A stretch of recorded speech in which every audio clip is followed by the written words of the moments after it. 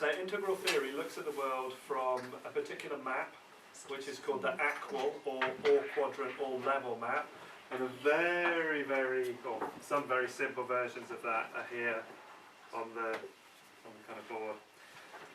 Now, one of the most important things you need to understand about integral is that in any situation that arises in your life, there are always 4 quadrants to it. And this is the very smallest thing. Come on in, it's alright, alright. It's the very smallest thing that you can break any occasion down into. And every occasion has individual and collective aspects to it. Every occasion has subjective and objective aspects to it. Do you want to? Yeah, come on. Yeah, that's fine. Sorry. Don't worry, I don't mind. Now these are very simply broken down then into an upper left, an upper right, a lower left and a lower right. With our upper left being our individual subjective. This is our mind. Because I can point to where your brain is, but I can't point to where your mind is. It's a subjective space. It doesn't actually exist in time and space. Whereas your individual objective, your body up in the upper right here, we can point to that in time and space. We can point to your brain, we can point to your liver, we can point to your lungs. But we can't point to where your mind is. It may think that it's seated in the brain, but it isn't necessarily. We also have a subjective collective in the lower left. These are our belief systems. This is our cultural worldview. So the difference of having a cultural worldview that's set in rural farming Shropshire as opposed to inner city London, as opposed to high-rise Brazil or wherever. That cultural worldview is actually subjective. So for instance, down here where we've got the objective collective, this is our physical environment, that's this. Because we can point to it in time and space. So this is where our ecosystem exists, this is where stars and planets exist, because they're things that we can point to in time and space. Our cultural worldview we can't point to, it's subjective. And an easy example of that is on a deck of cards. If we look at them objectively, we can talk about what shape they are, we can talk about what colour they are, we can talk about the design on them, how much they weigh. But nowhere written on the cards is the instructions for how to play, because that is a subjective cultural piece of information. If you aren't in the gang, you don't know how to play the game, so you can't use the tool. So it's very important that we have this understanding of subjective and objective. And at any point in your day, all of those things are always present. You can't reduce to any less than those 4 basics. Because your mind can't go anywhere without your body, and it will be in an environment physically that will have a cultural worldview that predominates within it. Just as all of you guys, your worldviews will be within 2 or 3 steps of each other. All make sense so far? Yes. Yeah. Either I'm about to have the sleepiest class ever, or you're absolutely riveted. Okay, so now within each of these quadrants there are 4 other elements. Okay, it's not basic math. We have lines of development, and a single example we've given here in the upper left and in the upper right. Now, upper right objective, this is physical stuff, so we're looking at atoms, molecules, simple cells, complex cells, the development of like nervous systems, reptilian brain systems, limbic systems, neocortex, triune brain, that's kind of horses and upwards, and then complex neocortex, which is where we are, and further. So that's an external, we can point to all of those bits, they're easy enough. But prehension, irritability, sensation, perception, impulse, emotion, symbols, concepts, rules, formal logic and vision logic, they are subjective things. We can't point to where they exist. But they're quite important in terms of our consciousness and the way that we develop. And this is actually a cognitive line of development, and it's found within Piaget's formal operational rules and levels of development there. So this is just one example. Now, this upper left quadrant, for instance, there are over 20 individual lines that stem from this, and that includes things like your morals, your values, your musical ability, your cooking ability. They're all subjective, individual, internal things that exist up there. But like all integral things, you'll find a correlate in all of the others as well. So they all link in together, they're never separate, all happening simultaneously. Okay? So we have lines of development, we have levels, there's 3 elements now, quadrants, lines, levels. Okay, so there's 2 others, there's states, which we're going to look at here. So these are our states of consciousness. What state of consciousness do you think you're in now? Learning. Learning? Well, yeah, sure, that's I hope so. That'd be a good one. This is gross waking state. None of you are asleep, are you? Okay. So gross waking state. We'll build on the others as we go along. And then there's something called types as well, which once you've got your lines, levels, states and quadrants in place, the whole experience can be changed by your typology. So obvious ones, there are those of you who are more predominantly masculine, more predominantly feminine. There are those of you who are more predominantly introvert, more predominantly extrovert. Those are typologies. But you could also go through and look at zodiac types, 5 element types, Ayurvedic types. You know, there's kind of almost an endless stream of stuff like that. Now, one of the things about states of consciousness is that they're temporary. They don't hang about. Now, levels of development here, they are permanent acquisitions.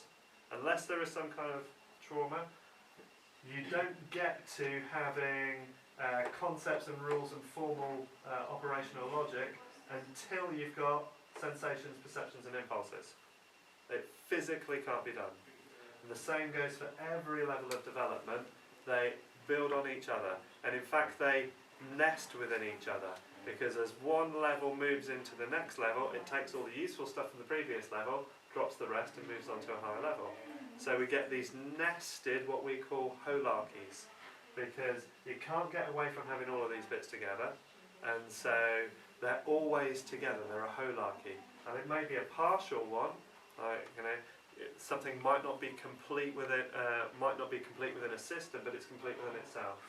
So for instance, whole atoms make up whole molecules, make up whole cells, make up whole organisms. There's no, you know, each one of those things is whole within itself, but it's part of something else. Make sense so far? Okay. So, but they're all permanent developing acquisitions. States are temporary. And the easiest way of looking at that is the fact that you're not always in this gross waking state, are you? Sometimes you're in a subtle dreaming space, a sleeping space. Sometimes you're in causal dreamless sleep. And states come in a variety of forms as well. And they represent quite a vast array of experiences for us. And we're going to try not to limit them too much, but I just want to try, because essentially I've got 2 levels of talk for you here today. We're going to go through the basics first, and if you're kind of still riding alright with me, we'll go into some of the deeper stuff to understand it a little bit more. But states are temporary, they're fleeting aspects of phenomena, and they're classed as phenomena because they don't just relate to individuals, and it actually makes room for there to be states of phenomena in all 4 of our quadrants, whichever way we use it. But we're mainly going to be looking at this upper left and upper right aspect because we're dealing with you, the individual. Now, states can be understood as any specific and temporary felt aspect of experience available in your immediate awareness. That means anything that's going on could be a state.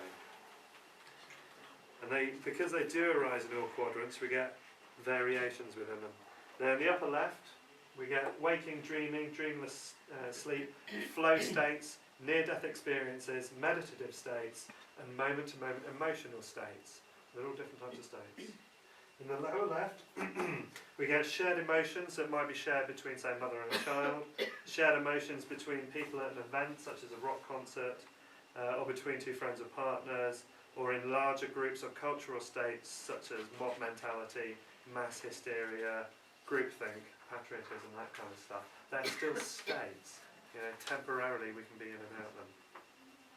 In the upper right quadrant here, there can be an endless variety of physiological states, such as brain states. So this is where you've got your alpha, beta, theta states, because they don't happen subjectively, they happen objectively. They can be measured by a machine.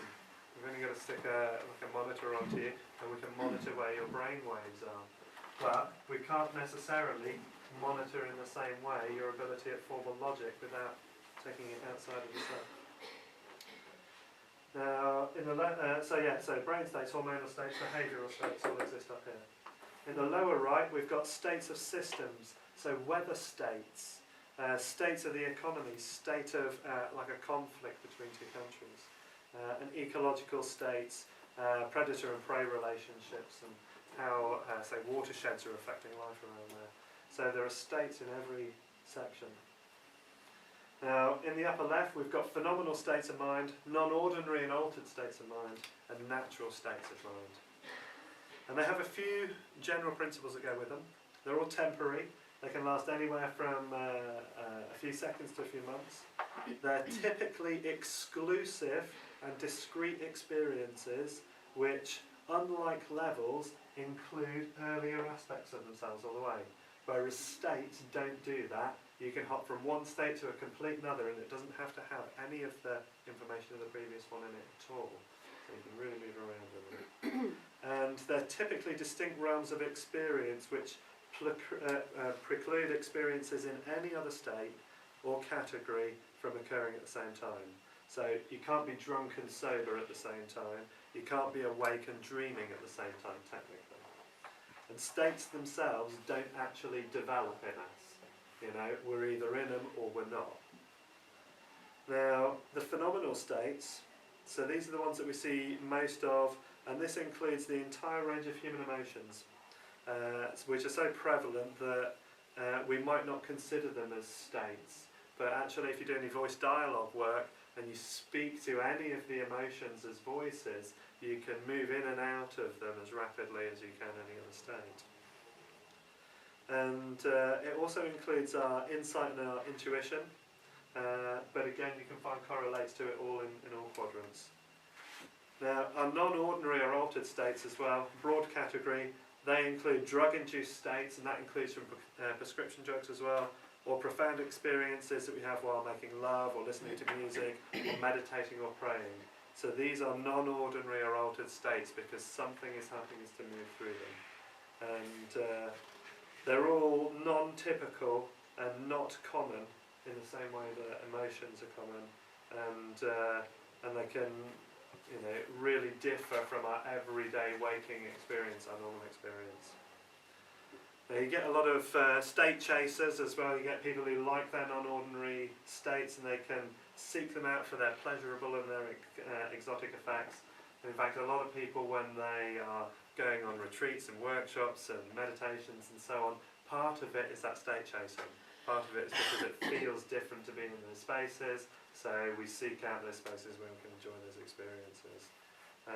But they really don't have to be as exotic as an all-night acid trip. You know, some of the altered states that we have are not really all that far removed from what we're experiencing generally.